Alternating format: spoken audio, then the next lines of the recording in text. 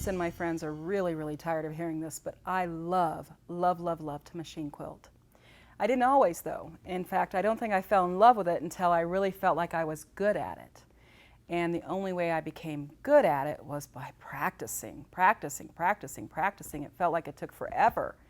But once I got a handle on it, oh, it's just the most fun I have in my sewing room. Machine quilting, especially free motion machine quilting, has that wonderful word free in it, and that's what it is. It's absolute total freedom. Anything you can doodle, you can quilt on your quilt. That doesn't necessarily mean it's always the best choice, though. So making good choices is important. One of the best ways I know of to learn to machine quilt is a really kind of a simple thing that humans can do to learn new habits. And that is to work for 20 minutes a day at something for 21 days in a row. It's kind of what we need to form that habit. And machine quilting is a body language. It's like learning how to do the tango or learning how to move your arms and your fingers when you're learning to play the violin. And it takes constant repetition. And unfortunately, most of us, we start to quilt something, it looks horrible, we don't finish it, or we do finish it and we don't want to quilt again. But practice really is the answer. I don't believe it takes any talent to machine quilt. I really don't. In fact, I don't even believe in talent. I believe in hard work. And so if you want to become a really good machine quilter, practice it.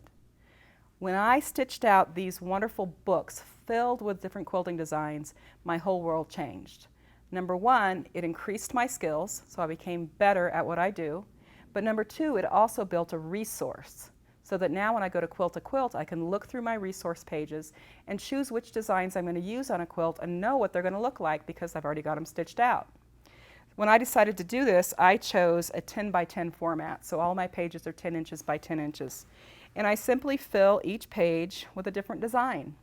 I don't do a page until I've practiced it a little bit on a piece of practice muslin, and I use solid colored fabric. So whenever I'm at the quilt store, I just find new colors of solid fabric so that it's really going to show my stitch. However, I tend to use threads that somewhat match the fabric because that's what I do when I quilt.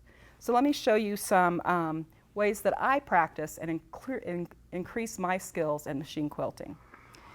First of all, I jump right into quilts. I don't believe in having a practice quilt per se, but I do believe that every time I quilt, I'm practicing that skill.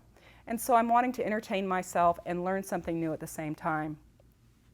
In this quilt, I used 3 layers of batting instead of the 2 that I normally use these days. I really wanted the quilting to show, and I wanted to teach myself the value of the different densities of quilting. So when we look at this quilt, we can see in this area here that the quilting is very, very close together. It's a stipple that's about every 1/8 of an inch. So that's called micro stippling, and it's quite tiny. And the stippling is simply echoing the shape of the leaves and the stems in this little border section.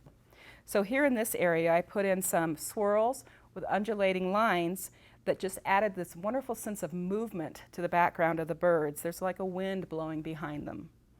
I came out here to the border and put in a wavy line right about in the center of the quilt on each side so that I had kind of an area there that I could put in some words that I wanted to.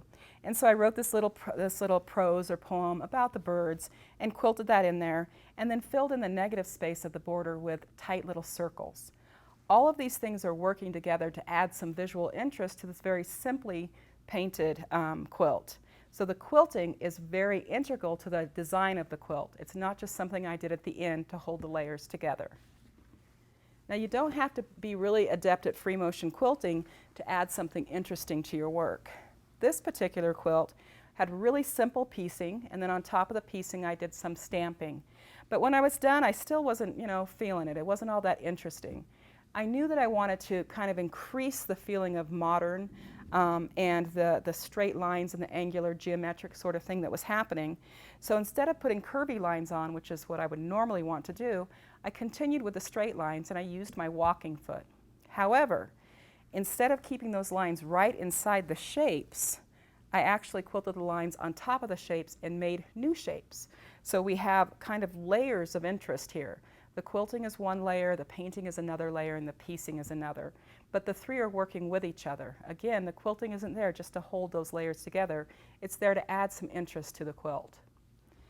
Now when you get to the point that you really kind of want to show off what you do with machine quilting, trying a whole cloth quilt is a great way to kind of hone those skills.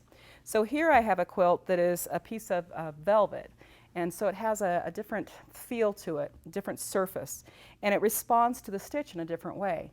I put 2 layers of batting in it so that I knew I'd get a lot of good relief, and then I chose some very simple stitches, some designs that were not too fancy but that would get some good attention.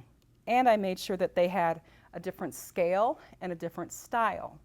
So around the flowers I put in lots of little tiny circles or stones. So we have this tight, tiny curve around the slightly curved flowers. And then next to those circles I put in lots of straight lines. And those straight lines are forming paths across the surface of the quilt. And after the straight lines I put in feathers, and the feathers are moving in all sorts of direction. The feathers, though they're rounded, are about 5 or 6 times larger than the circles, so we have a different scale there. And the 3 different designs are working together to really bring some visual interest to a piece of fabric that was already beautiful, but it was just a piece of fabric, and now it's a gorgeous machine quilted quilt. I hope you understand how important the quilting is to the surface of your quilt, and that you've decided that it's really a good idea to practice machine quilting so that you too can call yourself a good machine quilter.